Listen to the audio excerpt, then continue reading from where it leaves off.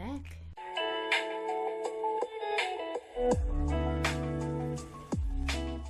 Welcome, one and all.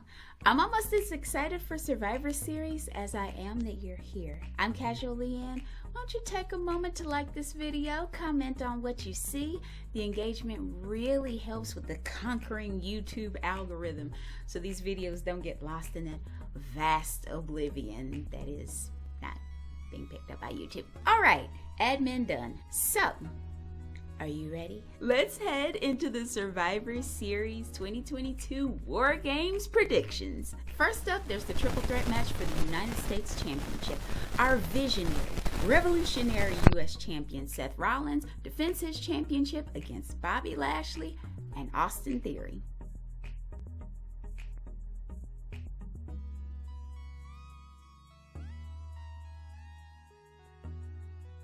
She says that Seth is going to retain over Theory and Lashley, but WWE's not ready to take the title off Rollins yet.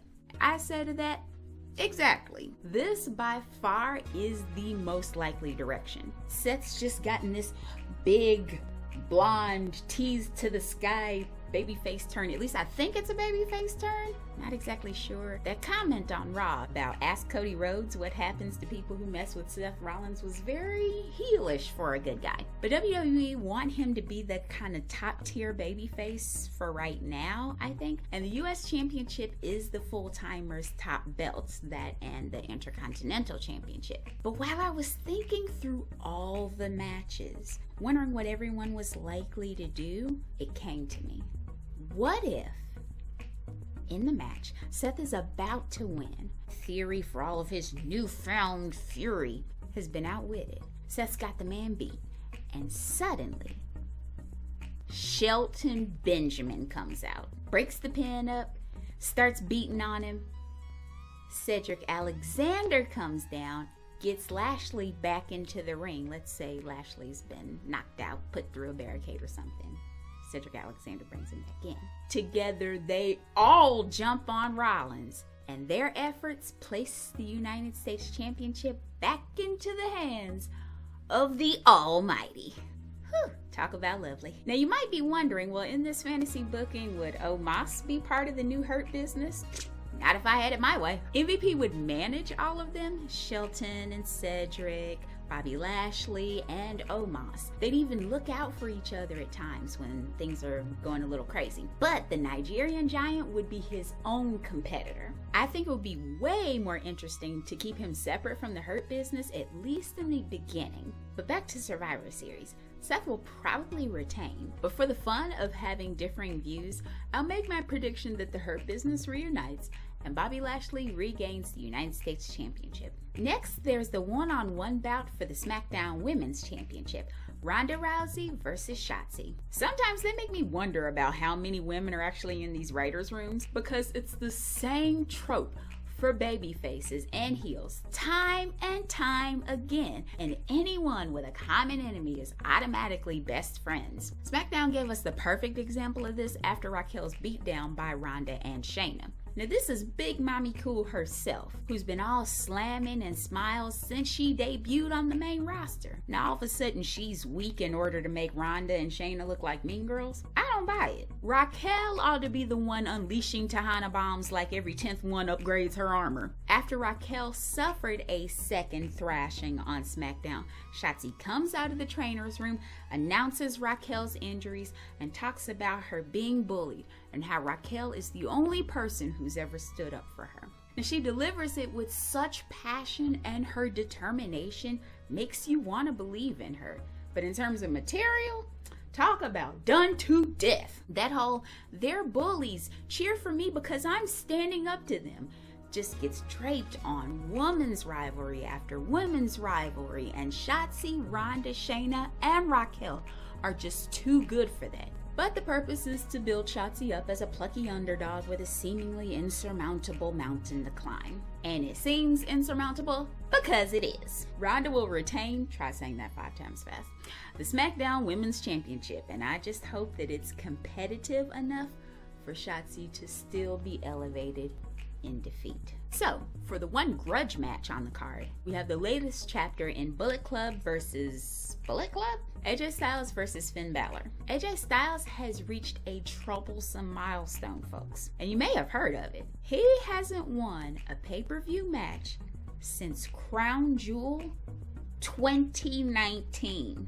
That was a completely different decade. Well, I hate to disappoint any fans of the Phenomenal One watching, but he's gonna lose again tonight. Mia Yim might mitigate the Rhea Ripley factor, but by then, it'll be too late. Judgment Day are masters and mistress of the distraction game, and the Good Brothers aren't gonna do anything to stop that. Either that, or Ray will finally exact his revenge on Dominic, and amidst the chaos, AJ Styles pulls out the victory. Either one. We'll say Finn. Finn pins. In the women's Wargames match, this Damage Control, Bayley, Io Sky, and Dakota Kai, Nikki Cross, and Rhea Ripley versus Bianca Belair, Asuka, Alexa Bliss, Mia Yim, and Becky Lynch. What a powerful way to start the Go Home Smackdown. We find out through our fearless leader, the one and only, the EST Bianca Belair, that the 5th member of the Wargames team is Becky Lynch. Now, the 5th woman had been the subject of much speculation, and there's not a list of Jericho long enough to include all the names that came to me.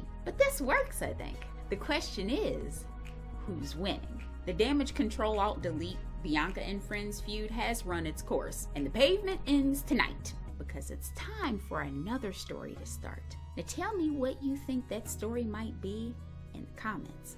I say Damage Control, Nikki and Rhea win because the Queen, Charlotte Flair, is going to return. Not so much to help Bayley, mind you, but to get Bianca's attention, because she wants a shot at the Raw Women's Championship. And this is juicy because she was feuding with Rhea and Nikki little more than a year ago. And in Bianca and Charlotte, you have 2 women that both know they're the best. The problem is, only one of them can be right.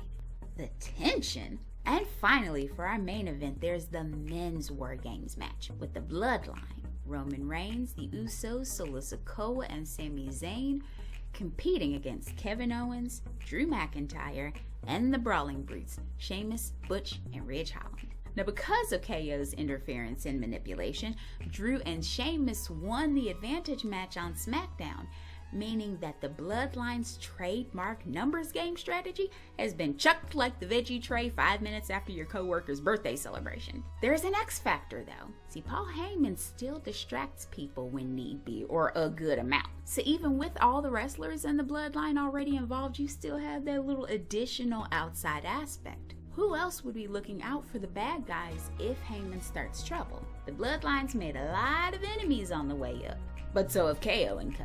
Babyface Inc. are going to fall to the Bloodline. I don't know whether I like KO and Co. or Babyface Inc. better. KO and Co. Babyface Inc. KO and Co. kind of sounds better. It's got that alliteration going on. I don't know. Babyface Inc. makes them sound like equals because nobody is running in behind Kevin Owens. Team Good Guys. Babyface Inc., KO and Co., whoever, they're gonna fall to the Bloodline, with Sami in particular being praised for his loyalty and performance during the fight. What's gonna be the fallout from that? Jay is frustrated. He's gonna have to watch Sami have a new title bestowed on him, Sami Uso. Even in this, KO warns the honorary Uso that they're just using him. They're setting him up for a massive fall. Now, Jimmy, seeing Jay so distraught and being enraged by this Sami Uso business, tells Jay not to worry.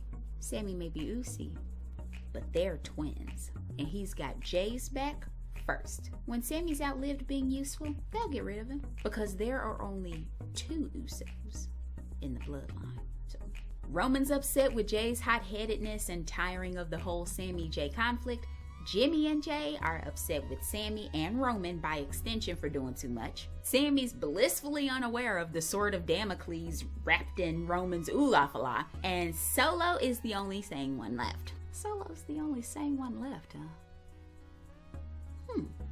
I always always thought the end to the Tribal Chief's reign would come at the hands of someone else in the family, and not necessarily The Rock either. Why not Solo? Or Jimmy? The beautiful thing about wrestling at this point in time is how incredibly unpredictable it actually is. I cannot wait to see what becomes of this Big Four pay-per-view and all of its talent. Now guess what else I can't wait to see? What your predictions are, what matches you're looking forward to, whether you think anyone's coming back this time or not. Let me know your thoughts in the comments and I'll respond in kind. Thank you, Katana, for your prediction. If anyone watching would like to have their prediction featured on a future video, you can message me on Facebook or Twitter or any contact you see down in the description.